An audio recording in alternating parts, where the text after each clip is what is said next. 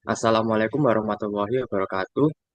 Di sini kami kelompok 8 akan mempresentasikan hasil akhir dari ide bisnis kami. Sebelumnya, perkenalkan saya Iqbal Muhammad Garuda dengan NRP 504221136. Saya Khalid Rizky Ramadan dan dengan NRP 50042211143. Saya M. Faris Syarul Rizky dengan NRP 50042211149.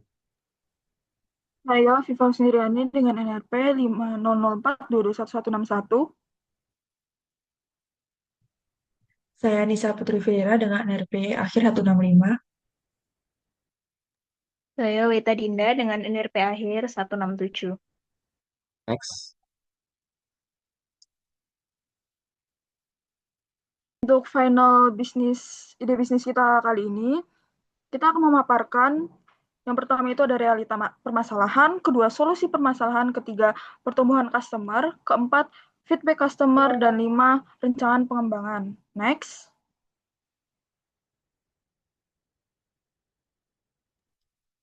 Masuk pada bagian pertama yaitu realita permasalahan pada ide bisnis ini. Permasalahan yang realita permasalahan yang berhasil di-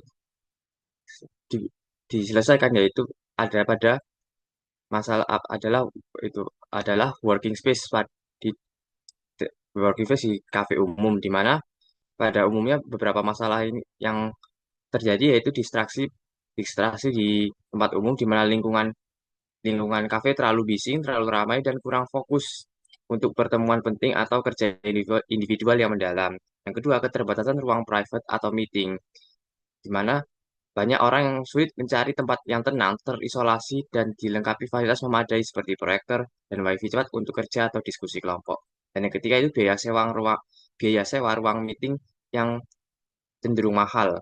Alternatif sewa ruang meeting atau coworking ini biasanya menghasil biasanya memiliki harga yang cenderung mahal dan dalam durasi waktu yang dianggap kurang dianggap pendek atau kurang fleksibel.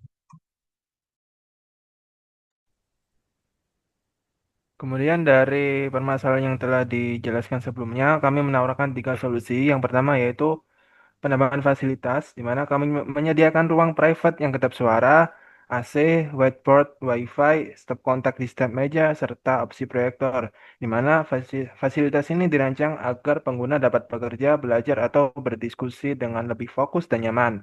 Kemudian yang kedua yaitu layanan pesan dalam ruangan. Customer dapat memesan makanan atau minuman dan akan langsung diantar ke dalam ruangan secara on demand. Hal ini membuat aktivitas di dalam ruangan tidak perlu terhenti hanya untuk keluar membeli konsumsi. Kemudian yang ketiga yaitu penambahan bundle paket, di mana kami menyediakan beberapa pilihan paket seperti paket hemat, paket combo, paket keluarga, hingga paket jumbo. Dengan adanya paket ini, pengguna bisa memilih opsi yang sesuai dengan kebutuhan dan anggaran mereka.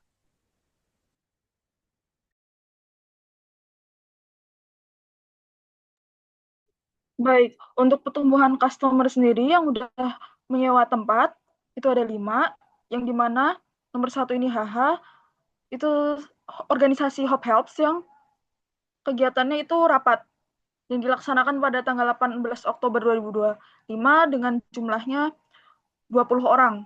Lokasinya indoor dan untuk sewa tempatnya sendiri 250. Kemudian ada Naila, Bea, dan Shopee yang dimana mereka ini menutor atau membuka fasilitas tutor kepada orang-orang yang ingin belajar lebih. Nah, di sini dilaksanakan di indoor juga dengan Naila itu 75.000, kemudian Bea 35.000, dan Shopee 35.000, yang dimana Naila itu selama 2 jam, Bea dan Shopee selama 1 jam. Dan ada lagi Eca, yaitu dia pengen nongkrong elit aja, itu dilaksanakan pada 31 Oktober, tapi di outdoor, yang dimana tidak memerlukan fasilitas yang benar-benar memadai, hanya sekedar duduk saja dan menikmati. Itu dengan sewa tempatnya 50.000. Nah, untuk totalnya yang sudah datang ke Broom, itu ada 39, dengan hasilnya 445.000. Next. Kemudian kita juga bekerja sama dengan Broom, yang dimana mereka mengadakan event di tanggal 31 Oktober, yaitu event Halloween. Kita juga diajak untuk mengundang teman-teman kita, dan di sini kita mendapat komisi, yang dimana Avi dengan jumlah 15 orang mendapatkan komisi 15.000. Begitu juga dengan Weta 7 orang, Nisa 6 orang, Galih 4 orang, Faris 3 orang, dan Iqbal 10 orang, yang dimana komisinya itu satu orang itu kita mendapatkan 1.000. Dengan totalnya dari keseluruhan kita mendapatkan 45.000. Next. Baik, selanjutnya yaitu pada feedback customer yang kami dapatkan, alhamdulillah secara rutin memberikan rating 5/5, yaitu di mana untuk makanan dan servis untuk atmosfer pada yang kami berikan. Untuk fasilitas seperti tempatnya yang nyaman, menu terjangkau, serta tersedianya parkir secara gratis. Nah, ini sangat diapresiasi oleh para customer kami. Untuk masalah yang kami dapatkan yaitu masalah kebisingan, di mana ini mengindikasikan bahwa em, peredaman suara yang kami berikan masih kurang dan dapat kami tingkatkan kembali. Untuk selanjutnya yaitu pada isu ketersediaan produk yang masih ada yang jarang ada atau mungkin kurang stok. Nah, di sini kami dapat menunjukkan menambahkan stok yang dapat kami berikan selanjutnya untuk ke depannya.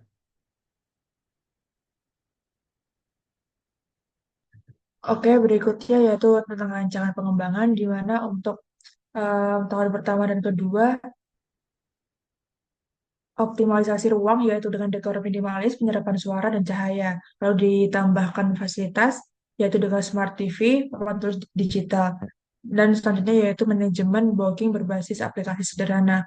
Lalu di tahun ketiga sampai keempat, menambahkan 1 sampai 2 ruang privat baru, menambahkan paket langganan bulanan untuk mahasiswa dan freelance, lalu mulai bermitra dengan kampus sekitar untuk kebutuhan rapat dan skripsian.